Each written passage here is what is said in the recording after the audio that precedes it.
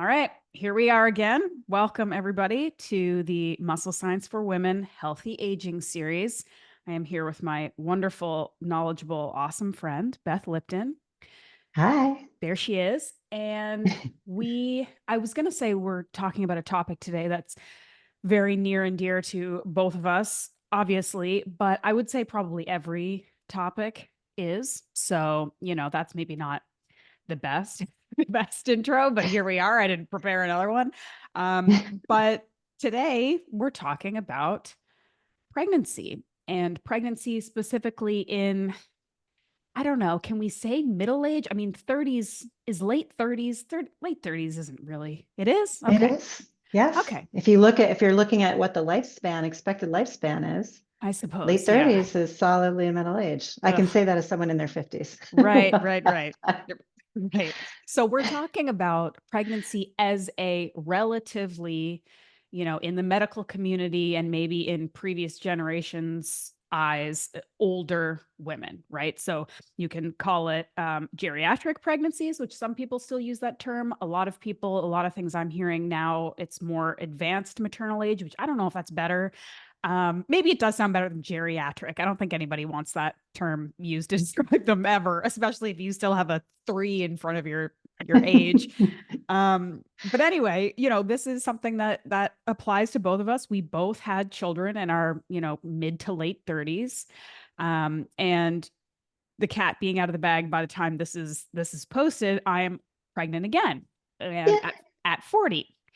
I'm excited to talk about it because it's funny, you and I have talked offline about this, how I'm weirdly reticent to, share this stuff on social media because it does feel very personal. But with that said, once I do kind of get over that uncomfortable hump, I really love talking about it because I love nerding out on everything about pregnancy and birth and postpartum. And I've been that way even before I wanted to have kids myself. I asked my friends everything. I was like, tell me everything you're willing to tell me because I'm so fascinated and interested in it. So I'm really excited to kind of deep dive into this today and tell lots of stories and stuff and talk about pregnancy.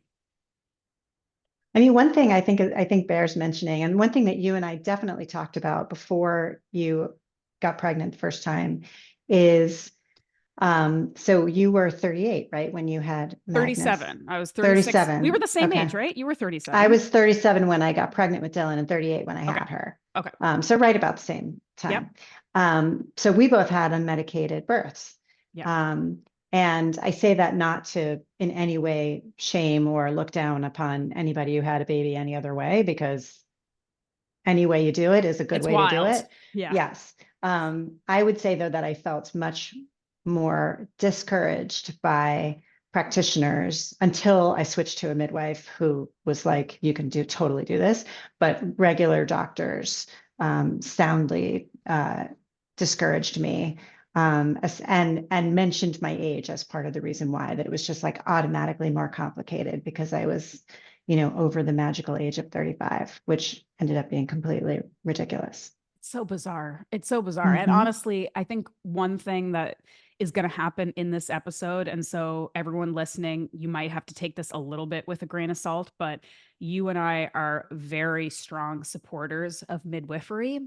And Yes. so we will say, of course, again, off the top, you need to do what is best for you and what makes you feel the most comfortable.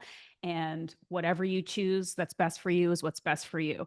We, however, are going to probably pretty strongly advocate for midwifery, and we can get into the reasons why we think that that's important if it works for you and if it's within your, wheelhouse. And even I know there are some places maybe where it's not as accessible. Actually, that's kind of a story I can get to now with my second pregnancy, but um, the difference in the approach and the care and the interaction with the pregnant person is just so vastly different than it is even with great, typical OBs or even family doctors and stuff. It's just such a different experience. And I think a lot of people just don't know. So it's like, this is where, and I've talked about this in the previous podcast I did about my first pregnancy experience, which I'll link in the show notes. I really do think it's just good to educate yourself because you can learn everything you need to learn about midwives and still say, you know what, I just want to have the opportunity to have a epidural if I want. So this doesn't feel right to me. Great. But Hmm. you know what the experience is, and you have more information so you can make a better choice rather than just like, oh, well, I hear that midwives are kind of like hippie quacks who like aren't actual doctors. And so I'm scared of that or whatever, like do the research Yeah. and then make the decision kind of thing. 100%. No, I 100% agree. It's definitely not for everyone. There isn't one way to do this that's like the right way or the best way. Hmm. I actually push back against the idea that unmedicated is natural childbirth because Sure. if you have a baby, that's natural. So, Hmm. Hmm. um, Absolutely. and yeah, there are definitely people you may look into midwives. It may just not appeal to you. You may not want to Sure. look into it. All of that is fine, but it is, if it's even something you're curious about, I definitely agree that it's worth exploring if it is available to you. Yeah. And I also don't mean to say that like there aren't people over 35 having babies who have complications and difficulties and all of that. Sure. Of course, there Yep. are women of every age who fall into that category. Yep. What I'm pushing back against is the idea that if you are over 35, you are automatically Hmm. somehow riskier or more Hmm. of a problem Hmm. or should be more worried, which was definitely the message that I got. um, and one of my closest friends who's the same age as me, having a baby at the same time, um, was very much pushed in that direction, was told that she had to be induced on her due date, because she was a geriatric pregnancy. There was absolutely nothing wrong with her. Her pregnancy was perfectly fine. There were no signs of anything wrong. And the birth went terribly. I mean, Hmm. she went through, I won't go through all of it, but it was many hours of many invasive procedures, that ended up in such a traumatic C-section that a VBAC the second time wasn't even a possibility. Ugh. And there's no difference between her and me. I mean, we're both like, healthy women, no problems with conception or pregnancy. So why was I walking around minutes after giving birth and fine, and why was she on an operating table? The And difference it's was the support you were given. exactly, And it's exactly. funny too, because I think one of the big things that is worth, again, a deeper dive for people. And again, I know there's a subsection of people who are like, you know what? When I research, I spiral and I go down rabbit holes and it's uncomfortable for me. And that's a fair and legit assessment of yourself, and that's okay. I do, however, know many women, I'm just gonna say, who are like, you know what? I didn't feel like doing the research. It kind of freaked me out. I'm just gonna put my faith in the doctor's hands. And there's anecdotally, a lot of my friends who said that also had complications. And I'm like, is there a connection here? I don't know. Maybe, but maybe if you knew something different, maybe something different could have happened.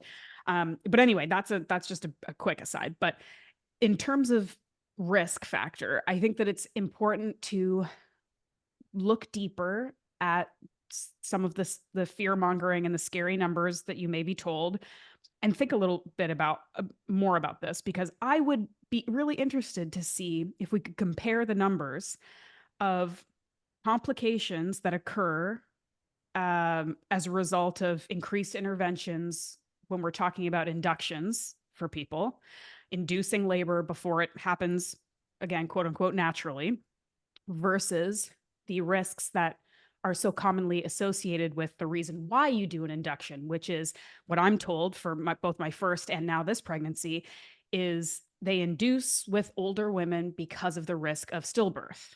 And my midwives gave me a document that's like, here's some more information on the numbers and the risks that are associated with you going to your due date or anywhere past your due date, right? And I don't have the paper in front of me. Again, I'll put this in the show notes, but I remember it being essentially the risk of stillbirth for women, I want to say 40 and over, if they go past 40 weeks, is something like one or two in 1,000 or something like that, which is the same as younger women if they go to 42 weeks. So we're talking about a small number, a small difference, right? And is that comparable to what's happening when we're kind of coercing women into giving, being induced early and having these, in some cases, traumatic, catastrophic births that they did not really want. You know what I mean? It's just, I think when we hear, okay, your risk goes up because you're older. If you go past 40 weeks, your risk doubles. Your risk doubles. That's the number because it goes from like 1 to 2, right? So doubling, you Mhm. think, oh my God, I'm twice as likely. But if the likelihood initially is very small, the doubling, it is something to consider. But is it significant enough to make this other choice that you may not have made otherwise if you just didn't hear the scary, you know, it doubles. Do you know what I mean? It's Absolutely. And that is one of those things where even if you're not somebody who's inclined to do a lot of research, that is something I would always ask more look a little questions deeper. and Yeah. look a little deeper. When I was pregnant, it was amnio, which I don't know if they do. Do they even do amnio anymore? They do, but it's sort of like a second, third order now before like there's blood Okay. tests and things like that that are a lot less So, invasive. I mean, I also did blood tests and a lot of genetic testing, but with us, they tried to pressure me into doing an amnio because I was over 35. And both Mark and I were like, hmm. And we looked a little deeper into it. And it turned out the reason why they have you do it over 35 is because the chart crosses in terms of like risk of Down syndrome and Mm-hmm. risk of miscarriage from the amnio. That crosses at the age of 35. It's completely arbitrary. So, you're 34, 364 days old, and the risk of miscarriage from amnio is higher. And then the Right. next day it switches. And both of Mm-hmm. us, we had so much genetic testing because of our ethnic backgrounds that to us, it was like, and again, the risk was so small. I mean, Mm-hmm. whatever it was, doubled or tripled the next day, but comparatively speaking, it was still like 1 in 10,000 or something. We were both like, nah, no. Yeah. Yep. So you really do have to look into when you're told things like that, especially about something invasive, Mm-hmm. that's worth digging. Even if you don't want to research every little thing, and I get that, that is something to look into a little further. Absolute risk versus Yes. statistical risk. Yeah. So let's start a little bit higher level. And if you're, however much of this you're willing to share, I'm curious if you want to talk to people about what your decision making process was, because I think a lot of it comes down to people have babies when they're ready to have babies. And some people are ready in their mid 20s and some people aren't ready till they're 40. So Mhm. what was the process like for you? Yeah, I mean, I will say, we talked before we started recording, I started looking up some statistics. So 20% of women in the US now have their first child after the age of 35. And that number is higher now. So, sorry, I'm just throwing out stats, but Hmm. 2021, the mean age for first birth hit 27.3, a record high.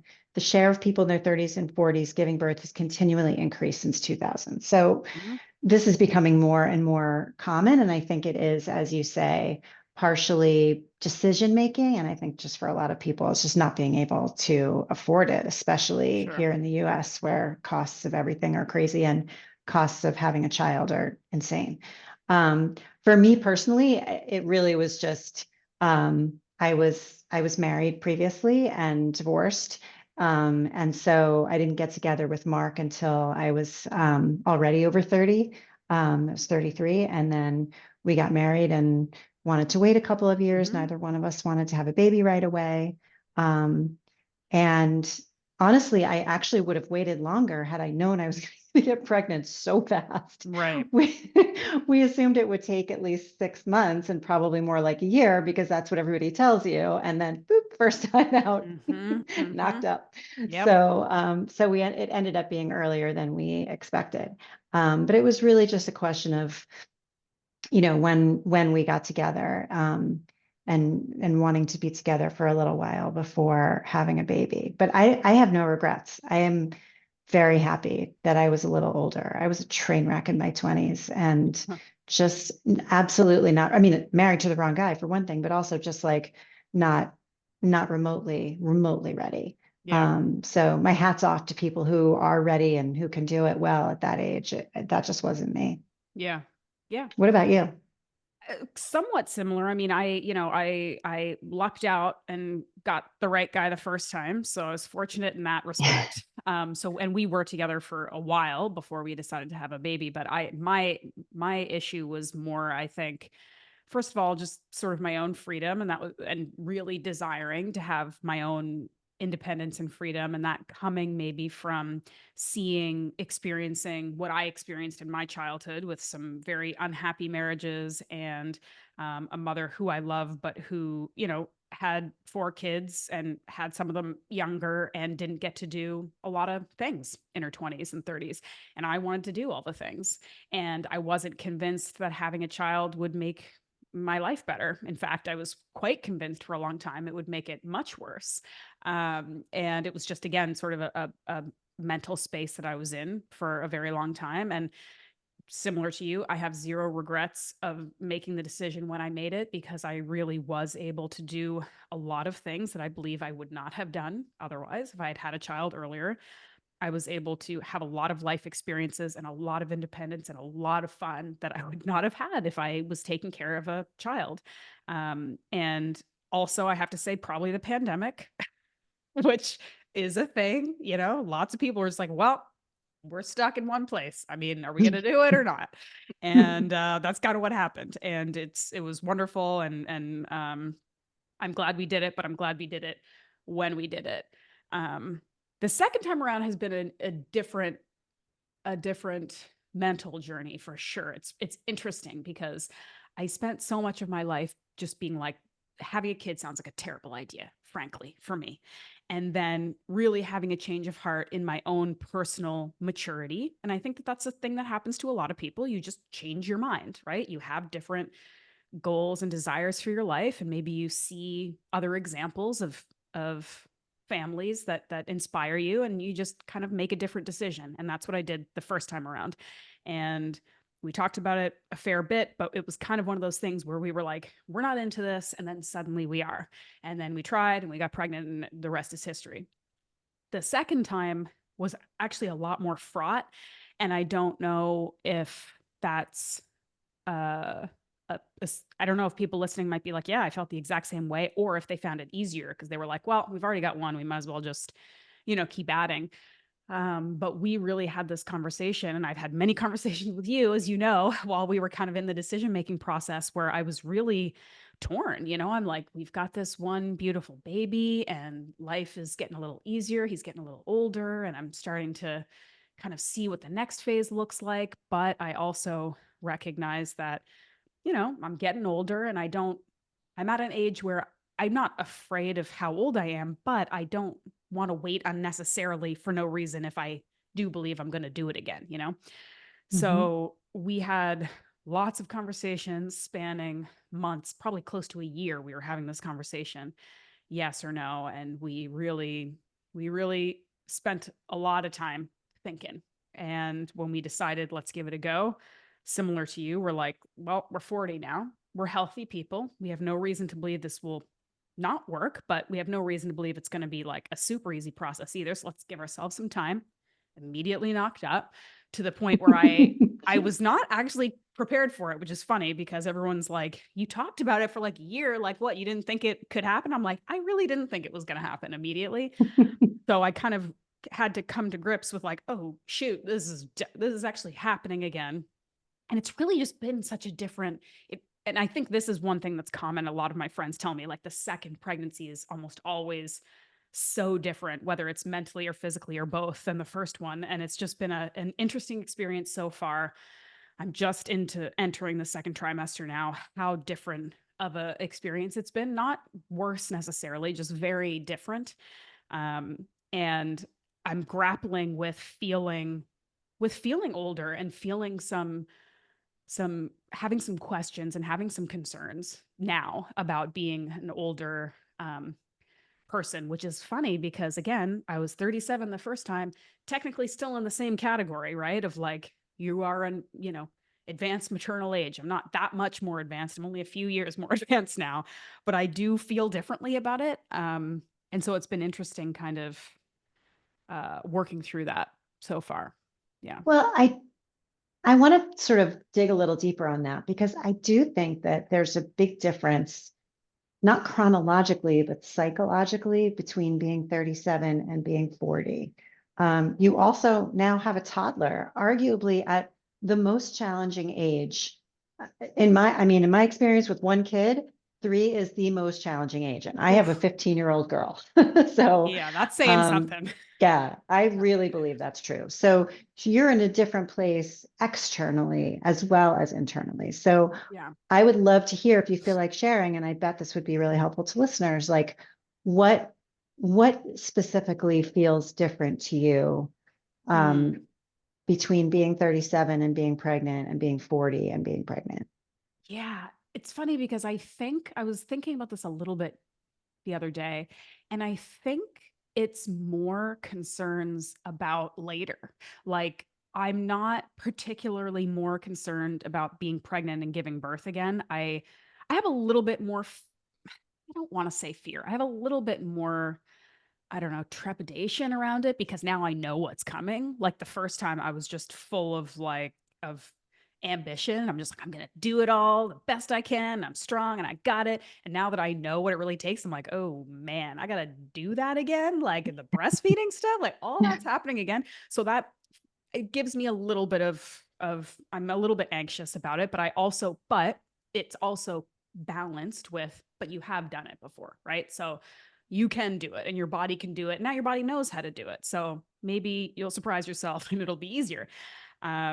So it's not so much the being pregnant, giving birth part, it's the being an older parent Mhm. that I think about. And I think about how what an old grandparent I'll be if I'm lucky enough to be a grandparent. I'm already thinking about, when our kids are 10 and 13 or whatever, and we want to go on a trip, like we won't have grandparents to like drop our kids off to, or if they're around, they're not going to be able to take care of older kids.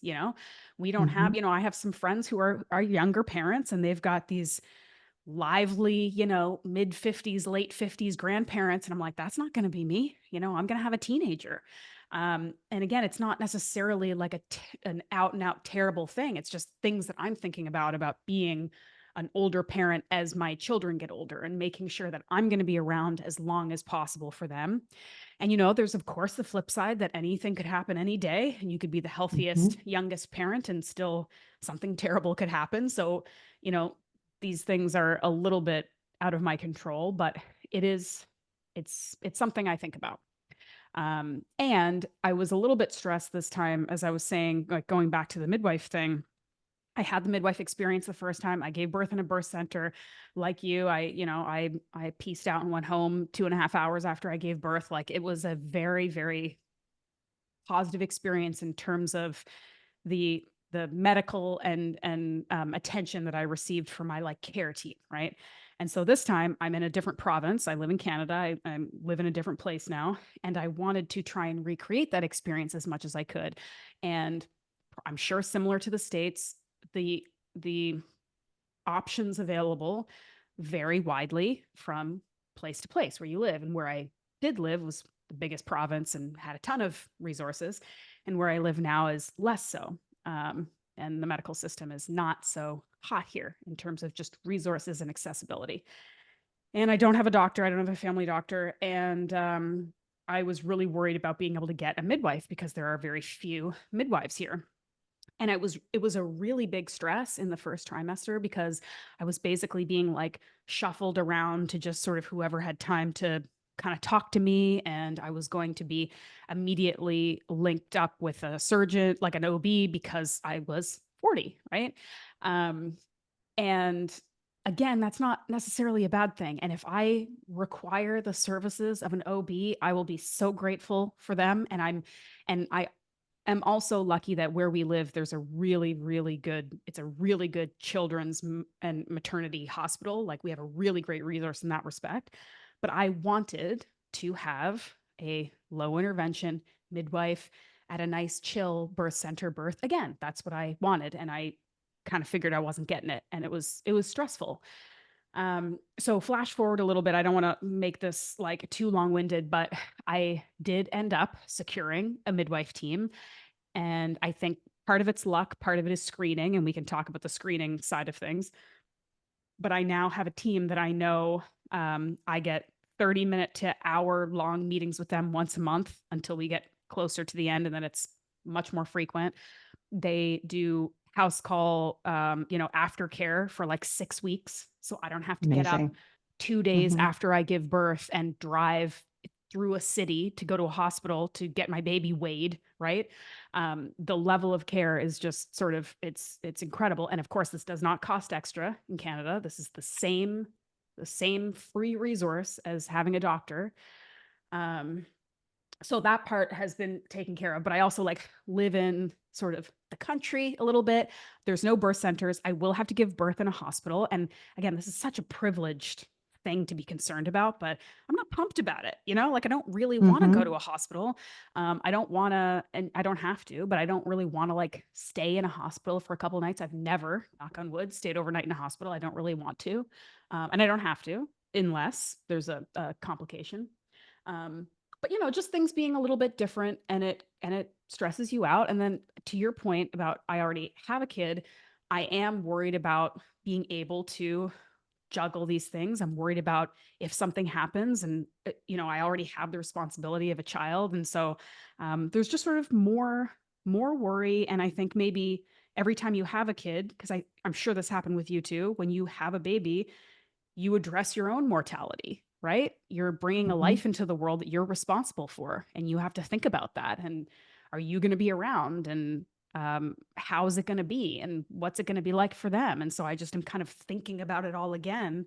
Um, so yeah, anyway, it scratches the surface, but there's just sort of a lot. Hmm. There's a lot going on in my brain these days. Will your midwife be able to attend you in the hospital? Yes. So that's a Okay. great thing. And the other fantastic thing, again, any Canadian listeners listening to this who are like, want to learn more about midwives, the other fantastic thing, this has been the case in both Ontario and Nova Scotia. So I'm assuming across the country.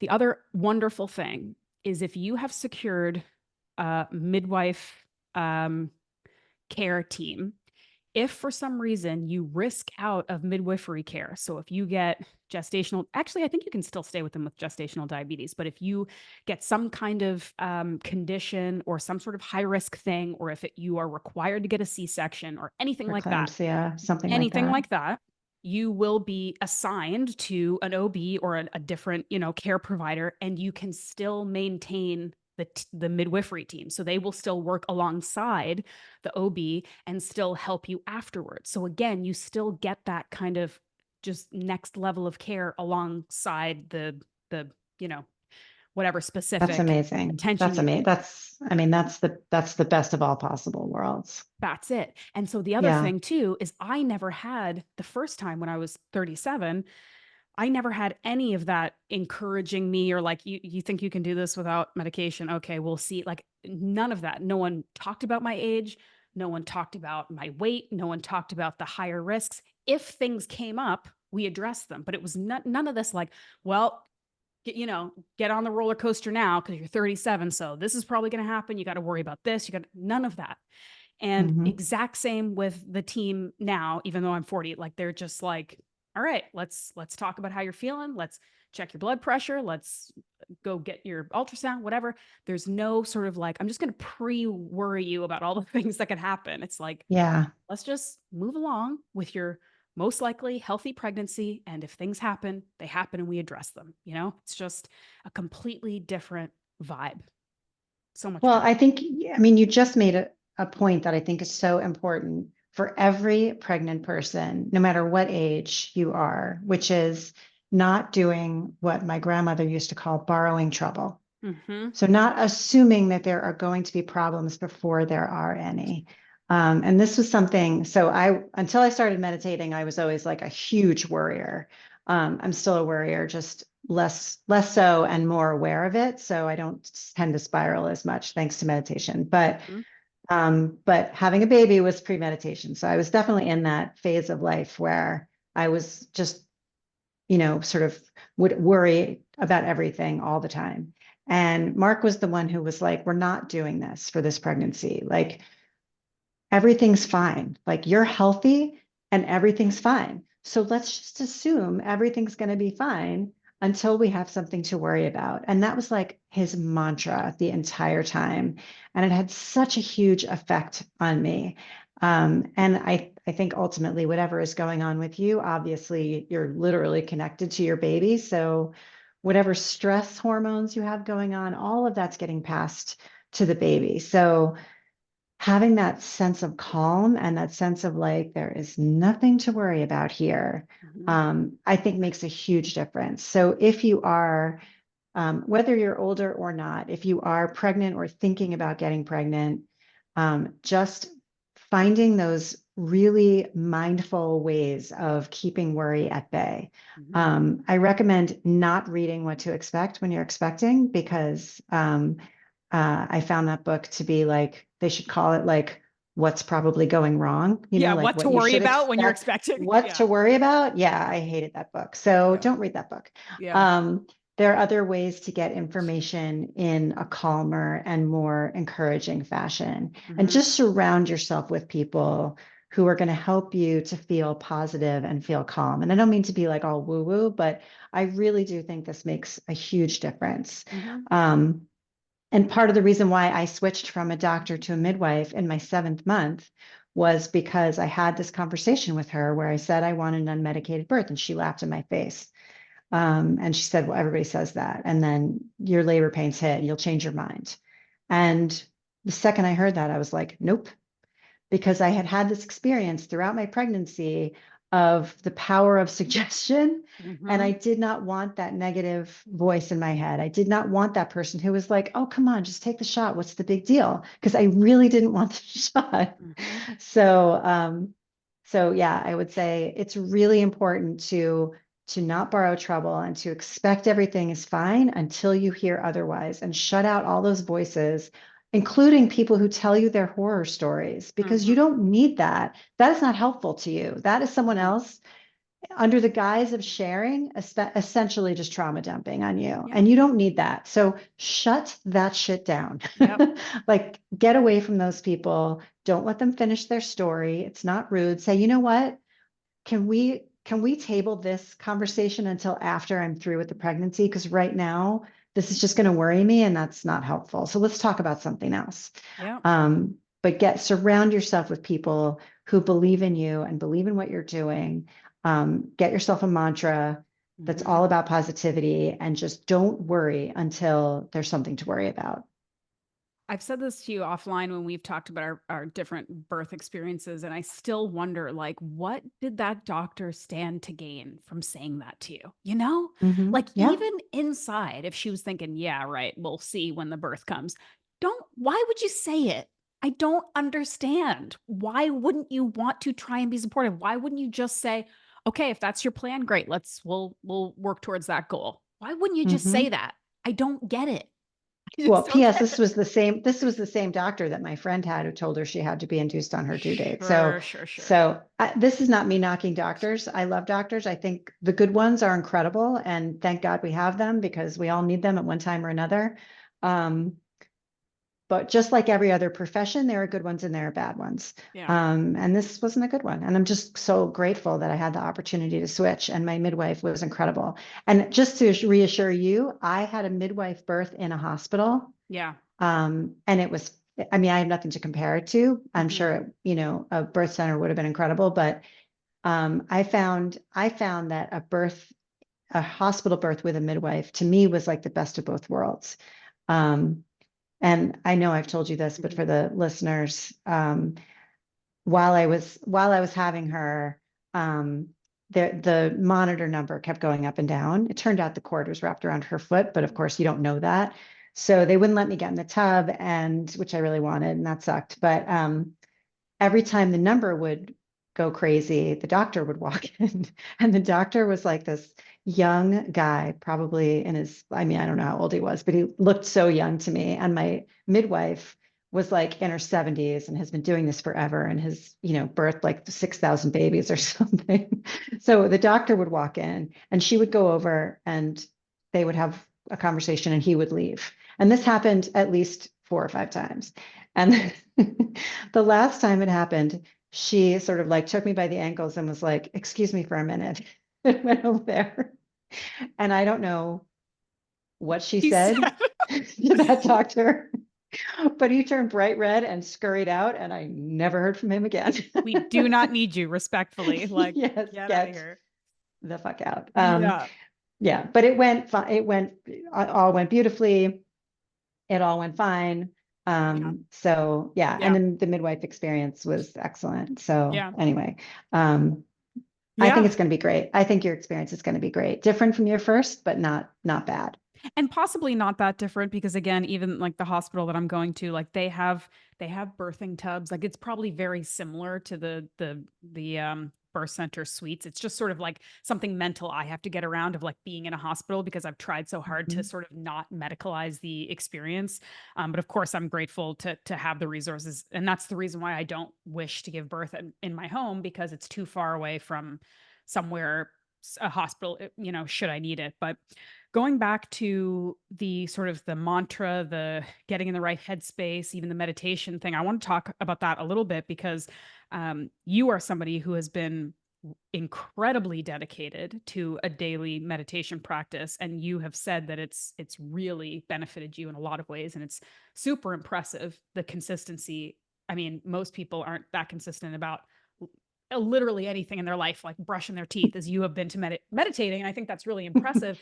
And me being somebody who is not that way, I really took that on during my pregnancy. And, you can call it just choosing to be woo woo at the opportune time. But I decided that I was going to have a really dedicated mindfulness practice because I so strongly believe in this that visualization of an important event can completely alter your experience. I really, really believe it. And I know that there are smarter people who have done research on this and probably written books about this, and elite athletes who use this practice before Olympic events and things like that. I believe in it so wholeheartedly that if you dedicate mental time to thinking through and visualizing and preparing for an event, you have a much better chance of having a better outcome. It's not guaranteed, nothing is guaranteed, but I believe in it so strongly. And I think it panned out for me. I've done it not only with pregnancy, but with other, when I was competing in bodybuilding, when I was doing anything that was sort of like a big deal event, that something was coming up that I'm like, I know this is coming and I'm going to spend some time thinking about how it will go well. And it's Mhm. always sort of been beneficial to me. And so the first time around, it was like a hypnobirthing, but also just meditation app that would kind of tell me and guide me and make me do it every day. And I did it. And I love that process. And I'm doing it again this time. It is kind of an interesting commentary that I basically stopped as soon as the baby came out. I'm like, all right, I'm done with all that mindfulness stuff. I don't need that. Hopefully, maybe I'll kind of keep it going a little bit longer this time, and I may need it with 2 kids. Um, but I just wanted to kind of put that out there too, that I think it's a great way to help you feel more calm and prepared, to help you feel more in touch with your body, to give yourself some time because again, this pregnancy so far for me has occurred during a somewhat stressful time in our family. And having a 3-year-old who's decided to like really turn on the 3-year-oldness recently and has been really testing us and making everything more stressful. I've really needed it. I've really needed like, Mhm. okay, I need to go and like take some deep breaths and think about how everything's actually okay for a while. I need to do that, and I have been doing it, and I just can't recommend it highly enough. So I don't know if you have any insight into that, during pregnancy versus not, or you know. Well, one thing I will say to you is that there are a lot of different ways to introduce meditation practices and mindfulness practices to your kids. Mm. And Magnus is not too young for that. So that's something to think about, like He needs that it. you was it right. So you could do it with him. Yeah. Or you can have him do it when you need time, either just time away from him or whether you need time with the baby. Like giving him a practice that he can turn to. Obviously, it's a very different type of practice, but my teacher, Emily Fletcher, has a kids program in Ziva meditation, and it's like very cute, and there's like animals, and a lot of it is about pretend. So it's definitely not That's cool. heavy-handed. There's zero religion attached to it. But I wasn't meditating when I had Dylan and when I was pregnant with her, and I'm sorry that I wasn't, because I feel like it would have really helped. But just like I said, having Mark being this very calming presence and stopping me whenever I would start to get into that worry mindset made a huge difference. But I can say with a 9-year meditation practice, I'm not a meditation expert or teacher or anything like that, but the thing that meditation has done and does for me is it doesn't change who you are as a person, like I'm an impatient, you know, piece of shit and always will be, but Oh, but we're editing that out. No, absolutely not. but you know Absolutely what I not. mean. It doesn't change your personality, but what it does is it shows you what your thoughts are doing. And so you're not, as Dan Harris says, you're not kind of yanked around by them as much. Mhm. So if there are things that upset you, then when you're in that situation, instead of like spiraling and heading down that road, you can catch yourself and go, oh, I'm doing that thing right now where I react to this person or this word or this situation. I'm actually okay. Everything's fine. And you can sort of get yourself out of it. So it's not that you don't react, you do, but you don't have as big a reaction and as fast a reaction and maybe an overreaction as you might. Um, and that's great for your interpersonal relationships, but more importantly, it's really important just for yourself and your stress level, and how you view yourself. Like you stop viewing yourself as somebody like who doesn't have control.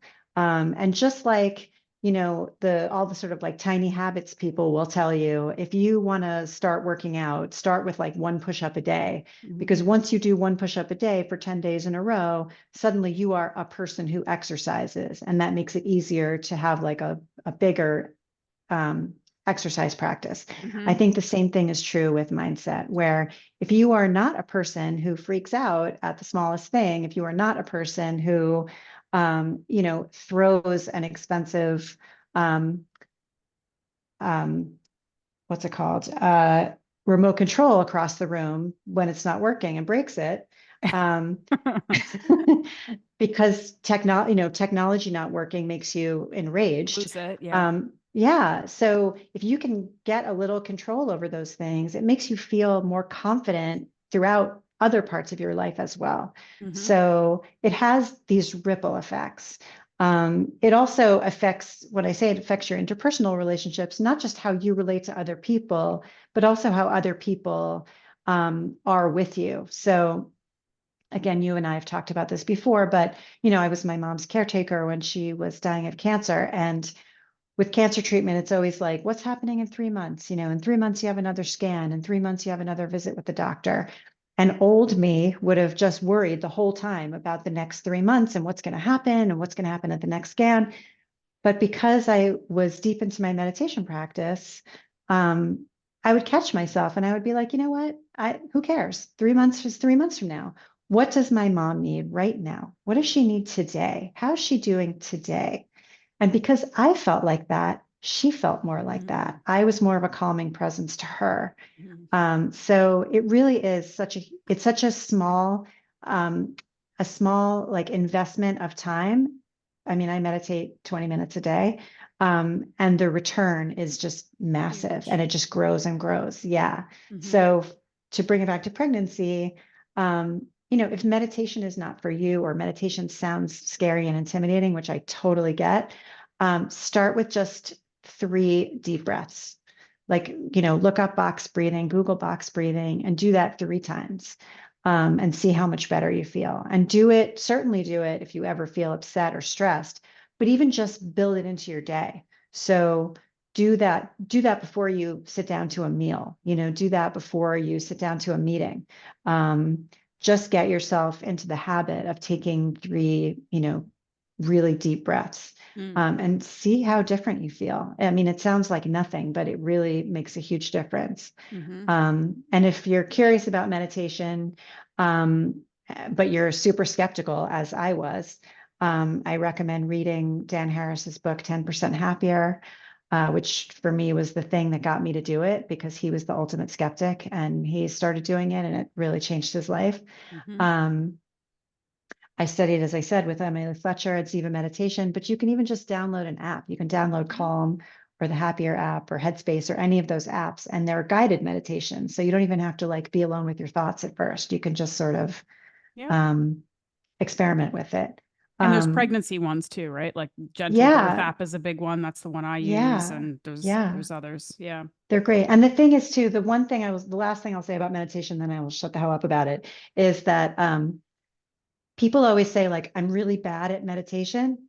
Or they say like, I can't shut off my thoughts. And saying you can't meditate because you're bad at meditation is like saying, I can't go to the gym because I'm not in shape. Mm-hmm. Like, it doesn't make any sense. And you're not supposed to shut off your thoughts. Absolutely not. Emily Fletcher always says your mind thinks like your heart beats. It's involuntary. So the point of meditation is not to shut off your thoughts. The point of meditation is to recognize your thoughts. So whether you're doing whether you're doing a guided meditation or you're using a mantra, invariably your mind will start to wander. That's what happens. Mm-hmm. And then you recognize that your mind is wandering and you gently bring yourself back either to the guided meditation or to the mantra. So, and that is the practice. So the practice is not shutting off your thoughts. The practice is recognizing when your thoughts have gone off the rails and bringing them back to the focus. So you're not bad at it. Even if you have had struggled, you think you've struggled because your mind has wandered. That's okay. That means you're doing it right. Mm-hmm. It's part of it. I, Mm-hmm. I want to touch on a couple positive things about being an older pregnant person because there are positive things and some of them are maybe personal and some of them are statistical. So, one thing that I want to touch on for me that has been significantly different and better this time because I'll be honest, a lot of things have been less good because of again all of the different criteria we've been talking about. I got a kid, situation's different. I'm tired. Like things are not all better. But one really significant piece of being pregnant so far that is different this time in a positive way is I give zero fucks. We've already sworn, so I'm going to keep the train rolling. I give zero fucks about is this going to ruin my body? Am I going to be able to bounce back? Is my body going to look irreparably changed and different? And that was a thing the first time because I had spent my entire adult life being as fit as I possibly could, making a career out of it in some cases, and really caring about how I physically showed up in the world and that being, in my eyes, better than average and very important to me. And a couple things happened. First of all, my world didn't implode and I feel and look fine postpartum because I did a lot of the right things and I took really good care of myself and all of those things. And also, I learned that I didn't care as much about being perfect, being the fittest person in the world. And again, some of this is just my own personal journey. I'm getting older. I'm less in the public eye. I don't know. I just don't care as much. I just don't care as much if I look like the fittest version of myself. If I'm healthy, if I'm fit, if I'm taking care of myself, if I'm giving myself time to work out, if I feel strong, that stuff matters. But if I have a six pack, it just doesn't matter as much. So it's very freeing. It's like one big chunk of stuff in my brain that is not, I don't have to deal with this time because I know that I'm a fit, healthy person. I know I'm going to take good care of myself. I know that postpartum, I'm going to take care of myself, continue to do that. And if I decide at some point that I have the energy to go and try to be the fittest version of myself again at some point in my 40s, I know I'm capable of it and I can do it if I want to, and it's fine. And if I don't, that's also fine. So that's been hugely positive for me, is just sort of it not, I don't know, having my priorities straightened out for me and feeling good about that. That's been huge. Another kind of more statistical, I think, higher level thing that is positive is I'm seeing a lot of this because now my Instagram is like full of pregnant after 35, like let's talk about it accounts, because obviously. And I don't have the exact stats here. I will have to find them and put them in the show notes, but it's something about women who give birth later have higher chances of living to be really old, which circles Hmm. back to my initial worry about like, am I going to, not be around for my kids? But something like women who give birth after 30 have a this percent chance of living to 90 or 95 or something. I don't know if that's correlation or causation. I don't know if that's just people who tend to be healthier and live longer also tend to have kids older, or if there's some strange thing happening where having a kid at 40 does something to your body that makes you live older. I think Oh, probably the former. some of it has to be mindset too, just having that thing to live for. Not that Sure. people who don't have kids don't have things to live for. Obviously they do.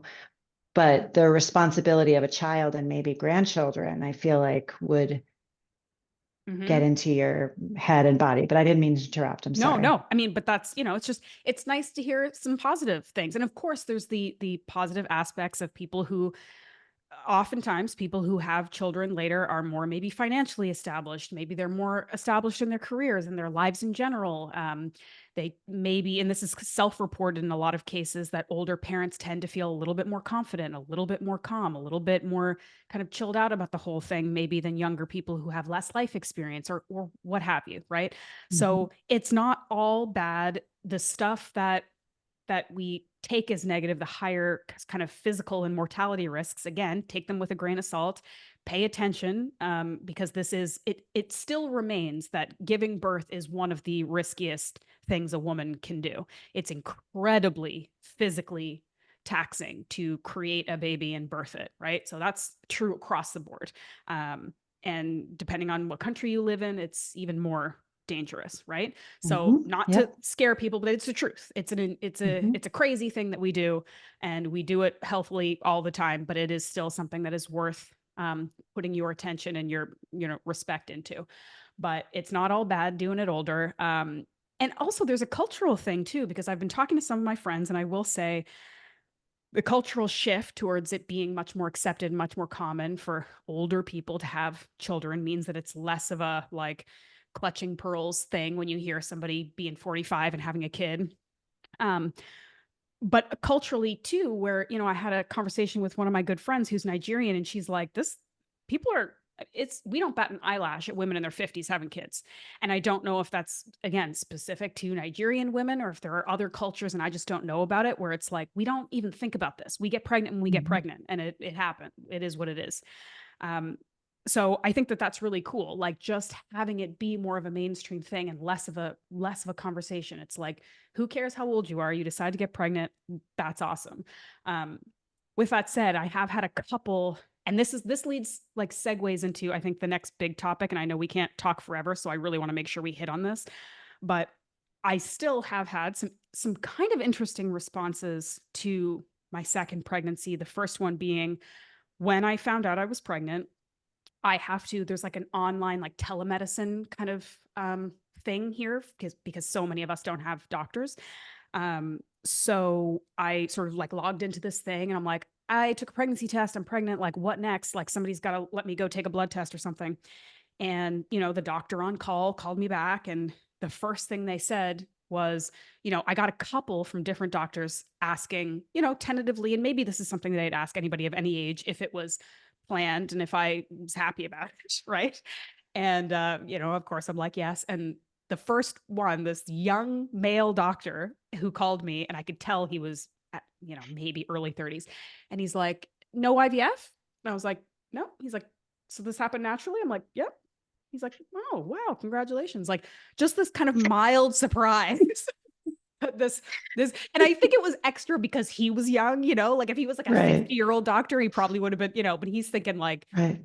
he's 30. He's thinking this ancient woman is calling me saying she got pregnant. How on earth? Like you did this with no help whatsoever. Mhm. So there's a little bit of that, but the bigger topic that I want to get into, and this is what's been interesting when I have been sort of telling my friends one at a time that I am pregnant, and some of them kind of knew that it was in the process and some people didn't.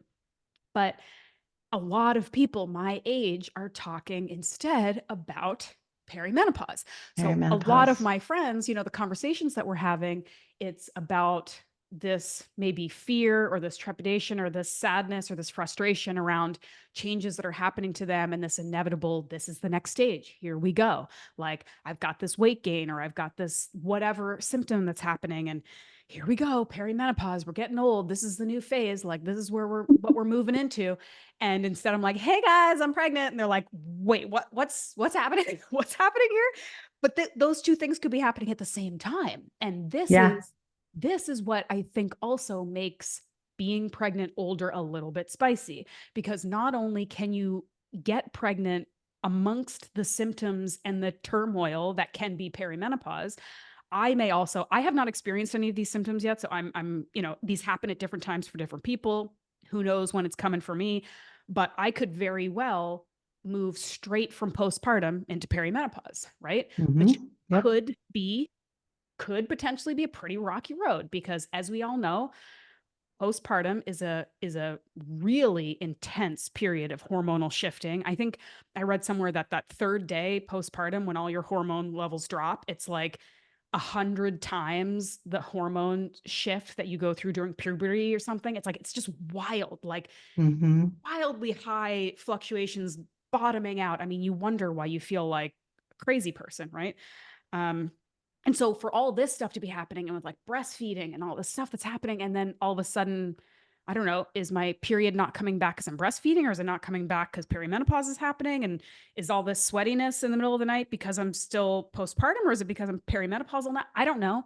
So hmm that's another thing I get to kind of like add to the list of stuff for me to think about. But hmm it's really interesting, because I think that's, of course, not something that's part of the conversation with my younger peers. I have a good friend who lives close by who is giving birth 2 months before me, and she's in her late 20s, and hmm she's not talking about perimenopause. She doesn't know what that is. She's not thinking about that, hmm and that's very much on topic for me. So that I think is a really interesting interplay there. 100%. And we were just talking about this, that it happens, well, not the pregnancy into perimenopause, but the opposite on the show Sex Education, where, Mm-hmm. sorry, spoiler alert, if anybody is partway Yeah. through the show, Gillian Anderson's character goes to the doctor and she says, I have all these symptoms. I think I'm in perimenopause. And the doctor says, yes, you are, and you're pregnant. Yeah. I think that is definitely something that happens when we choose to give birth later. Mm-hmm. It's a, I don't want to say it's a risk that you run, but it is a possibility of something that can happen. Mm-hmm. Um, and the thing about perimenopause that I think, I mean, it's great we're all talking about it now, and women are much more apt to realize what is happening. Even a few years ago when I went through it, I didn't even know I was in it until after I looked back and I was like, oh my God, that's what that was. Mm-hmm. So yeah, it can definitely sneak up on you if you're not paying attention. And so it's great that women, I mean, we're not even that far apart, but I feel like Mm-hmm. women your age are much more aware of it than women my age were. Mm-hmm. Mm-hmm. Um, but yeah, I would file this under something not to worry about because you Yes. have no control over it, but just to be aware of it. Mm-hmm. Um, and always, I just wrote a story, I just wrote an article about um, quote unquote flash periods, which is like you're perimenopause, you're late into perimenopause. It's been months since you had a period, but you're not quite at the 12 months yet. And then you get your period. Mm-hmm. So I wrote an article about this for a publication called The Edge. And um, and I feel like that's one of those things where like you can't worry, like, again, like you can't worry about it. It just happens. Like the perimenopausal and menopausal time is it's so full of ups and downs and so unpredictable. And just, I feel like you have to, as much as you can, you have to have a sense of humor about it because Mm-hmm. that's the only thing, and talk to your friends about it. But in writing this article, I spoke to a doctor. It's a very brilliant woman who runs runs a menopause program at the University of Chicago. And she was saying that the symptoms of perimenopause and same is true with postpartum, they can be all over the place. I mean, Yeah. it can be things we expect, like night sweats and heavy bleeds and things like that. But there's also other things that can happen that we may or may not associate with either postpartum or perimenopause. So she was saying, like, I'm not somebody who wants anyone to worry or be paranoid, but like always ask your doctor if you're experiencing something because you just never know. It's more Hmm. than likely nothing, but it's better to be sure. Hmm. So that really stuck with me. So if you know, to listeners out there, if you are in this situation, having a baby, possibly in perimenopause, like if anything is happening that you're just not sure about, it's always a good idea to ask the question. You're not bothering anybody. You're not being paranoid. You're not being a crazy lady. Like it's your body and it's worth finding out, not only just to give yourself peace of mind, but also if you're suffering with something, there may be a way to remedy it. And like, Yeah. why wouldn't you if you can? So Yeah. We'll put the link to your article in the show notes, but can you give it away? What does it mean if you are like 11 months into no period and then you have a period? Like, does it start over again or what happens? So Like, menopause, yes, the clock starts over again. This happened to me. Yeah, I mean, this ah, part of the reason why I wrote the article, the editor and I were chatting offline and she brought up this topic and I was like, oh, that happened to me. And she was like, you're kidding. Let's write about it. mm-hmm. But it was also on Sex and the City or the spinoff show. Like there was a episode where this happened. Okay. Um, so yeah, so menopause is defined as 12 months without a period. So if you get a period at 10 or 11 months, as I did, you start over again. Oh man. And it's like Mother Nature's cruel joke because it's like Psych. you Yeah. think you're almost done, and then like, and I only got one. Like I got one, and that was it. Um, so yeah, it So absolutely can happen. weird. It doesn't mean anything. It just means that the way this doctor described it, like menopause and perimenopause is this process of your ovaries, stopping, like shutting down. Mm-hmm. And so you're making less and less estrogen, and this is what happens. At some point, your brain says, "Oh, wait a minute, hey," and sends a signal to your ovaries to start up again. And sometimes they do. And Mm-hmm. then you get this, flash period, which is not a medical term, but yeah, and it's just one of So those things. interesting. Yeah, yeah. I do want to take a quick moment to say if you haven't watched Sex Education, you should, and we should all have a moment for Gillian Anderson, who is just chef's kiss. I love her so much. Me I too. am the X-Files generation. I've talked to you about this. I'm literally going Mhm. back through the show. I'm so obsessed with her. Everything she does is amazing. She's got that book out now, Want. I was going to ask you, have you read her book? I have not read it, but it's on the list. I definitely want to Yeah, read it about, women's yeah. sexual fantasies, which I think is just amazing. I can't wait to read it, but she's so amazing. So anyway, She is, and everything. she's incredible on that show. Everybody is Ugh. so good on that show. And if you haven't watched it, I'm not giving anything away, but like the characters that you dislike at first become like the Oh ones yeah. that, Yeah, like, it's very human, right? And it's very yeah. like I sometimes have a hard time like watching shows that are about like teenagers and like all of the awkwardness and the sexual stuff and the relationship stuff because I'm just like it's too like it makes me because I feel like I'm so sensitive to other people's this sounds weird, but like I just get very like embarrassed and nervous and anxious on their behalf. Like I can't watch it. And maybe it's like I think about my own teenage years. I'm like, oh, I don't want to think about how like uncomfortable this was. But that show, it had some of that, but it also had so much just kind of like growth and love and sweetness and stuff too. It's a very cool Mhm. show. So definitely, yeah, Yeah, everybody should watch Sex Education. definitely. And it's just hilarious too. Yeah, it's also very funny. Yeah. So we've got to wrap this up soon because you have to go. I think that Hmm. we obviously could do a whole other episode about this, and I am planning to. I'm not 100% sure like the date of when this is going to come out, but I am planning on doing another pregnancy specific episode like I did with my first pregnancy. I think I didn't end up doing an episode like that until postpartum, and I kind of talked about my experience, and I just found it cathartic for myself. I think other people found it just interesting to hear somebody's story. So I will be planning on doing that again. I'm probably also going to do an episode of like Q&As, people asking sort of some pregnancy questions. I may try to find, somebody who's more of an expert than me to come on and kind of talk about this stuff. But if you're listening and some questions came up during this episode, we would love to hear them. And maybe this can inform sort of future episodes. So please send us an email at musclescienceforwomen@gmail.com. That's the number 4. I'll put that in the show notes too.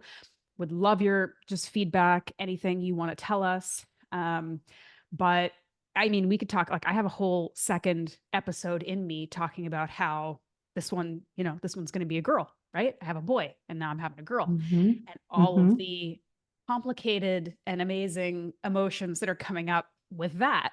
That could be a whole other episode. I'd love to talk to you about it because you're a girl mom and I need to just get my head around the whole thing.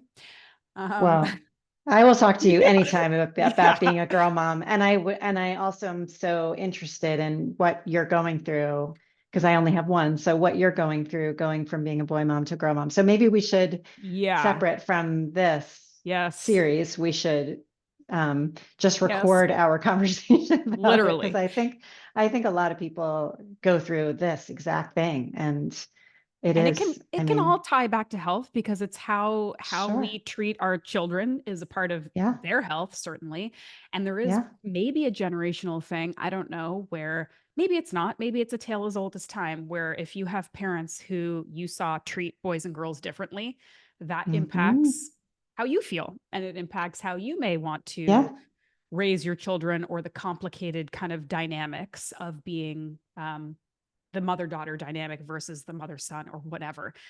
That's really Yeah. going on in my brain right now. So, yes, that's a And whole, not for nothing, and not to like take you too far into the future because you have things right in front of you, but you're going to be in the same situation I was in, being in perimenopause when your daughter's in puberty. And you, that is a whole thing. But the good news around that is that, and I really, this to me was really a positive thing, was that I remember my mother's experience with menopause. I remember like what I thought about it at the time. And so I was really focused on making sure that I didn't like make it sound like everything was roses, but like I made sure to maintain my sense of humor about it, yeah, and to talk openly about it. And I think that I hope that my daughter watched me go through menopause with that sense of humor and with that hmm, like, the world isn't ending just because your hmm, period stops. Like this is hmm, just a different phase of life, and like it's something we all go through if we're lucky enough to live long enough. And hmm, yeah, it's okay. Like it's yeah, all okay. And we laugh about it. We laugh about, periods in general and, hmm, it being a pain in the ass. And hmm, I try to maintain that sense of humor. And I feel like, you'll be there yeah, yeah, many years from now, but it's just something I yeah. thought about when I found out you were pregnant and I sort of did the math. I was like, oh yeah. Oh boy. You're in for it. I agree with the sense of humor thing. I think anytime you can laugh, there's a time for crying and you should cry too, but Of course. laughing helps. You gotta get through Hmm. it somehow, and laughing helps. And I think Laughing that's helps with a pregnancy too. wonderful, yeah, yeah.